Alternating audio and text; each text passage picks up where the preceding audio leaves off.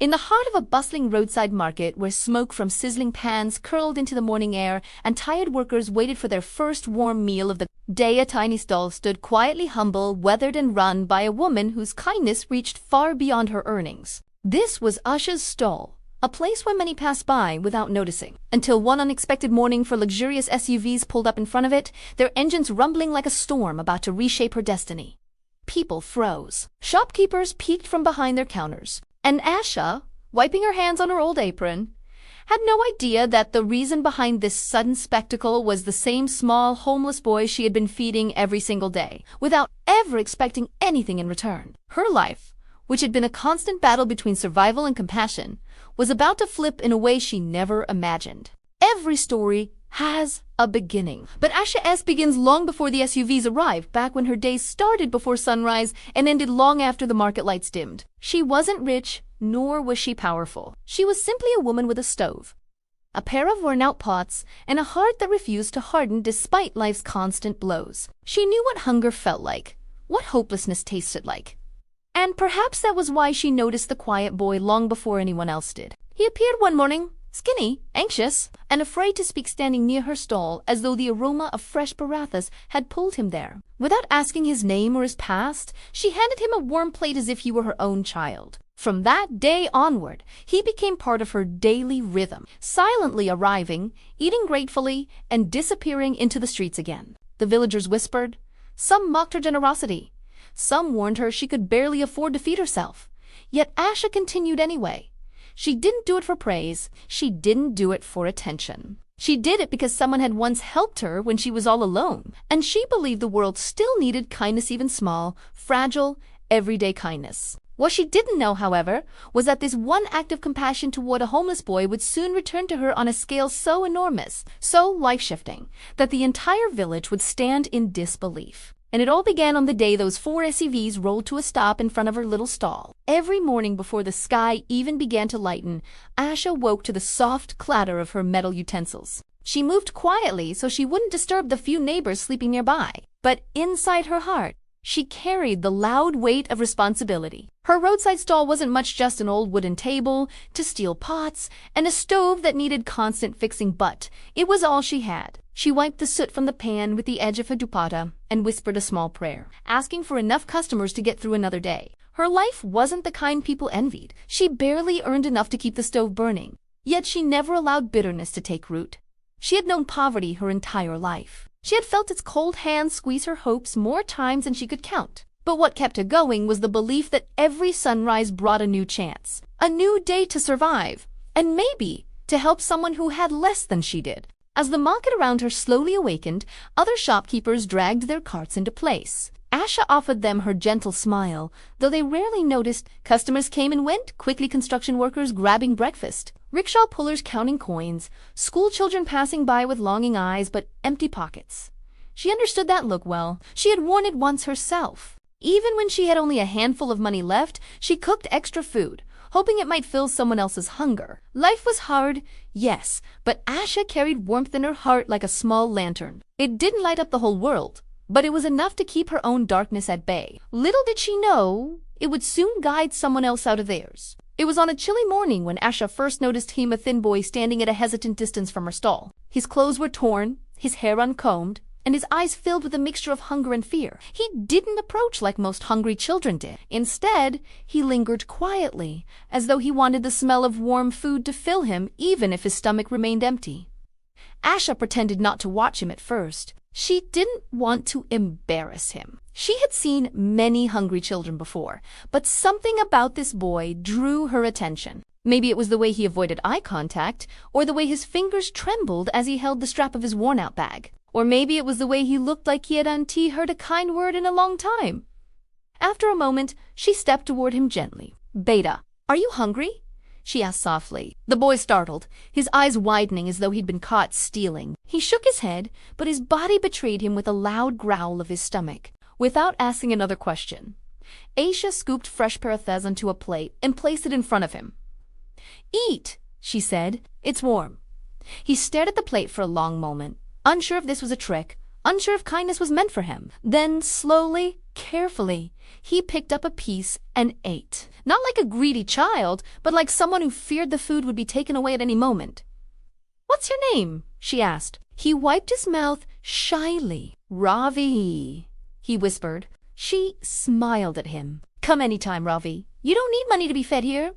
And for the first time, the boy smiled, back small, uncertain, but real. From that day onward, Ravi began to visit daily. He never arrived with loud footsteps or cheerful greetings. He simply slipped into the background of Usha's stall, quiet like a shadow, waiting until she placed a plate in front of him. He always murmured a soft thank you, never asked for more, never complained. The villagers assumed he was just another stray child, but to Asha, he was a reminder of how fragile life could be. Asha began noticing small things about him, how he always looked over his shoulder as though someone might scold him, how he wore the same clothes regardless of weather, and how he never stayed after eating, vanishing as silently as he appeared. Her curiosity grew, but she never pushed him to reveal more. She knew trust was not something you asked for. It was something you earned. One evening, as she was closing her stall, she saw him sitting near an abandoned bus stop. He held his knees tightly to his chest, trying to stay warm. The sight pierced her, reminding her of her younger self when she had nowhere to go. She approached him slowly. "Do you sleep here?" she asked, gently. Ravi hesitated, but then nodded. Asha wished she could offer him shelter, but her own room was hardly big enough for one person. Still, she did what she could. She packed extra food, wrapped it carefully, and handed it to him each night. Ravi accepted it with wide eyes, as though no one had ever shown him such kindness before. Over time, though no words were exchanged about his past, something unspoken grew between them. A silent promise, a quiet understanding, a bond formed not by blood, but by compassion, kindness. Asha learned often invited judgment. When the villagers began noticing that she fed Ravi every day, their whispers grew louder. Some accused her of spoiling him. Others complained she was encouraging beggars. A few even warned that customers might avoid her stall because of the boy. One morning, a woman buying tea sneered, "Asha, you barely make enough for yourself. Why waste food on that boy? He adds nothing to your life." Asha continued stirring the pot, pretending not to hear, but the words stung more deeply than she cared to admit. Another shopkeeper leaned over and said, "If you keep feeding him for free, he'll never learn to earn. Street kids must learn survival." Asha simply replied, "Hunger should not be a lesson." But compassion did come with a cost. Some customers began avoiding her, going to other stalls instead. "We don't want troublemakers around," one of them muttered loudly. The decline in sales hit her hard. She began counting every grain, every spoon of oil, stretching ingredients, just to make it through the week. Yet despite the growing pressure, Asha couldn't convince herself to turn Ravi away. Every time he appeared thin, exhausted, hopeful, she saw the reflection of someone who had already suffered too much. His gratitude gave her strength. The villagers' harsh words only fueled her resolve. One evening, after hearing particularly cruel remarks, Ravi hesitated before accepting the food she offered. "Didi," he murmured, "people get angry at you because of me. Maybe I shouldn't come." Asha placed the food into his hands firmly. "Let them talk. You eat. That's what matters." In that moment, Ravi realized something profound. In a world where most looked away, Asha saw him, and to him, that meant everything. Then, one morning, Ravi didn't appear. Asha waited, glancing toward the street with each passing hour, expecting him to walk up quietly as always. But he never came. The untouched plate on the table felt heavier than her heart. At first, she told herself he might simply be late. But by afternoon, uneasiness settled deep into her bones. Something wasn't right. Ravi had never missed a meal, not once. Hunger drove him consistently to her stall, so his absence meant something was wrong. For the next 2 days, she searched for him whenever she had a moment. She checked the bus stop where he usually slept, but it was empty. She asked rickshaw pullers, shopkeepers, even street kids. Saw me, shrugged, others didn't care, and a few hadn't noticed he was gone. By the 3rd day, Asha could no longer ignore the tightening fear in her chest. She imagined terrible possibilities that he had fallen sick without help, or that someone had taken advantage of his vulnerability. She wished she had done more. She wished she had asked about his past, his family, his fears. She wished she hadn't assumed he would always return. That night, she sat outside her closed stall, staring at the dimly lit street as rain lightly tapped the rooftops. She placed a small plate of food beside her, hoping that if Ravi wandered near, he would know he was still welcome. But the night passed in silence. Asha realized how deeply life had woven Ravi into her routine. His absence was like a missing heartbeat. And though she didn't know it yet, this disappearance was not the end of their story. It was the beginning of a storm that would soon shake the entire village. Asha's troubles didn't stop with Ravi's disappearance. The week that followed tested her more deeply than any before. A sudden storm swept through the market, flooding her stall. The wooden table absorbed water, warping on one side until it stood unevenly. Her stove sputtered, refusing to stay lit. Smoke filled the air, and customers complained. Some walked away before she could serve them. Her income dropped so drastically that she wondered how she would buy ingredients for the next morning. She sat behind her stall, head lowered, feeling the weight of exhaustion pressed down on her. It was not just physical tiredness, it was emotional defeat. She had spent so many years fighting hardship that she didn't realize how close she was to breaking. As if the universe had chosen that moment to deliver another blow, the shopkeeper beside her muttered, loud enough for her to hear, "Maybe it's karma." She fed that stray boy every day. Should have minded her own business. Asha's hands trembled, but she stayed silent. People didn't understand helping Ravi wasn't charity. It was humanity. And yet, now she felt alone in a world that refused to appreciate kindness. For the first time in a long while, she allowed herself to cry. She cried for Ravi, for her failing stall, for the cruelty of people, and for the fear that maybe kindness wasn't enough to survive. That night, after closing her stall, she almost whispered aloud the thought she dreaded most. Maybe I should quit. The words hovered in the air like a dark cloud. Little did she know that tomorrow would bring not despair, but destiny. The moment that would transform her life forever was already racing toward her on for powerful wheels. The next morning began like any other. Asha cleaned her stall, lit her stove with difficulty, and tried to ignore the ache of disappointment still lingering in her chest. She didn't expect Ravi to appear. She had lost all hope of that. Instead, she focused on preparing whatever she could with her limited supplies. Then, without warning, the ground beneath her vibrated with a low rumble. Engines. Powerful engines. People lifted their heads. The sound grew louder, closer, more commanding. Asha frowned and stepped forward, confused. And then they appeared. For black SUVs, sleek, polished, imposing, rolled into the narrow market street. Their presence alone was enough to freeze every passerby. It was the kind of scene people only saw in movies. And here it was, right in front of Asha's humble stall. Vendors stopped working. Customers stepped aside. Some whispered, "Who are they?" Police, politicians, VIPs. Others speculated wildly, but Asha only felt a strange mix of fear and curiosity. Why here?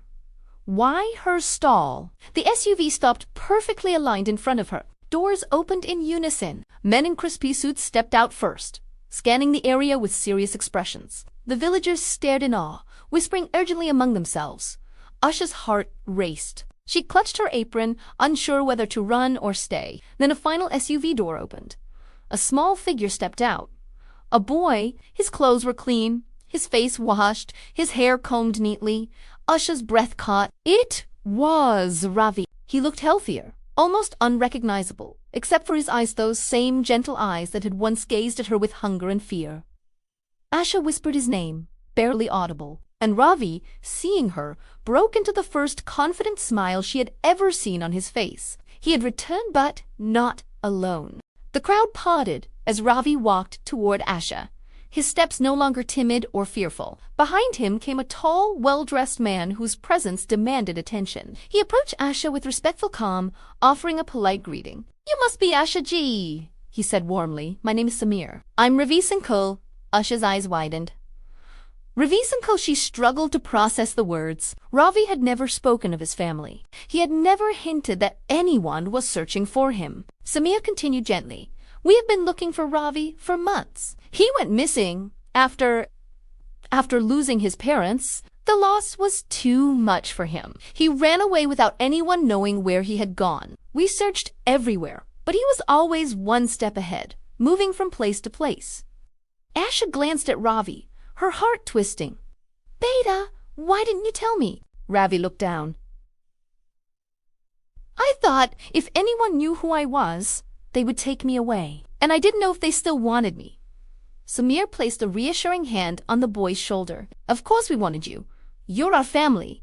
He turned to Asha again. When we found him yesterday, he finally told us about you, about how you fed him every day, how you treated him with kindness when he had no one left. The villagers listened silently, astonished. Asha felt overwhelmed, relieved that Ravi was safe, yet uncertain why such wealthy people had come to see her stall.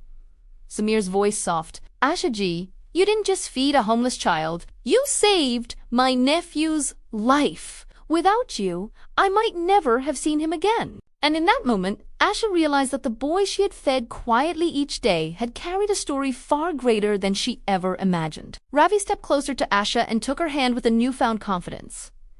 Didi, I told them everything, he said, how you gave me food even when others said not to, how you never asked anything from me, how you made me feel seen. Asha's throat tightened. She brushed his hair gently, tears gathering in her eyes. I only did what anyone should do. Samir shook his head. No, Asha ji, you did what most wouldn't. Many people saw him suffering, but only you cared enough to act. Your kindness gave him strength until we found him. The villagers around them felt a silent sting of guilt. The same people who had criticized her now stood watching, realizing how wrong they had been. Samir gestured toward the men in suits. These people are part of my team. We came here today because Ravi insisted that we visit you first before returning home. He wouldn't leave until we honored the person who protected him. Asha looked at Ravi. Protected? But I only fed you to someone who is starving? Ravi replied softly. Food is protection. The words pierced the silence, sending a shiver through the onlookers. Samir continued. Ravi wants to start a new chapter with family, with counseling, with education, but he also wants you to remain part of his life. You gave him love when he was lost. Now he wants to give something back. Asha's heart overflowed with emotions she couldn't name. She had expected nothing, no reward, no recognition, no gratitude. Her only goal had been to feed a hungry child. Yet now, standing before her was proof that compassion never disappears. It simply circles back in unexpected ways. The transformation had begun not just for Ravi, but for Asha too. Samir turned toward the SUVs and signaled to his team. Within moments, they brought out rolled blueprints, boxes of supplies, and a wooden plaque wrapped carefully in cloth. The villagers watched in awe. Asha ji, Samir said, we want to rebuild your entire stall. Ravi told us how hard you work and how much you struggle because you continued feeding him. You deserve better, a stable income, a safe workspace, and recognition for your heart. Asha stepped back, overwhelmed. No, this is too much. I never did anything for reward. We know, Samir replied gently, and that is exactly why you deserve it. The men unfurled the blueprint on her stall table. It showed a modern, clean, well-structured food, shop metal counters, proper roofing, a signboard, storage cabinets, and space for customers to sit. A place that could change her life completely. Ravi beamed with pride. Didi, it will be your new shop. A real shop? Not just a stall. Tears blurred her vision. She covered her mouth, unable to speak. Samir placed the wooden plaque in her hands. She slowly unwrapped it. The words carved into it made her cry harder than she had in years. Asha's kitchen, built on kindness. The villagers murmured in astonishment. Some apologized quietly for judging her.